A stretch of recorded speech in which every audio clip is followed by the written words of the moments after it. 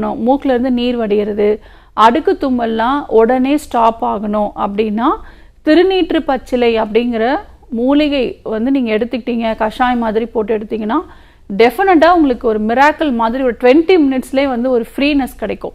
ஒரு nasal black இருக்கும், மூக்கிலேருந்து நீர் வடிஞ்சிட்டே இருக்கும், ஒரு 30 தும்மல் 20 தும்மல் போட்டுகிட்டே இருப்பாங்க. இந்த மாதிரி இருக்கிறவங்களுக்கு உடனே இந்த திருநீற்று பச்சிலை இலைகளை வந்து ஒரு கைப்பிடி அளவு எடுத்து ஒரு 2-3 டம்ளர் தண்ணி ஊற்றி நல்லா கொதிக்க வச்சு வடிகட்டி அது வெதுவெதுப்பான சூட்டில் இருக்கும் போதே குடிச்சிட்டே வந்தீங்க அப்படின்னா இமீடியட்டாக உங்களுக்கு ஒரு ரிலீஃப் வந்து கிடைக்கும்.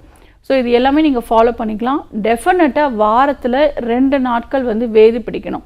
எந்த மூலிகை இலைகள் இருந்தாலும் பரவாயில்ல, துளசி இலை, நொச்சி இலை, தும்பை இலை, இந்த மாதிரி உங்கள் வீட்டில் அருகாமையில் இருக்கக்கூடிய இலைகள் போட்டு நல்லா வேதி பிடிங்க. நம்மளோட சித்த மருத்துவத்தில் புகை சிகிச்சை அப்படின்ட்டு ஒரு சிகிச்சை முறைகள் இருக்குது.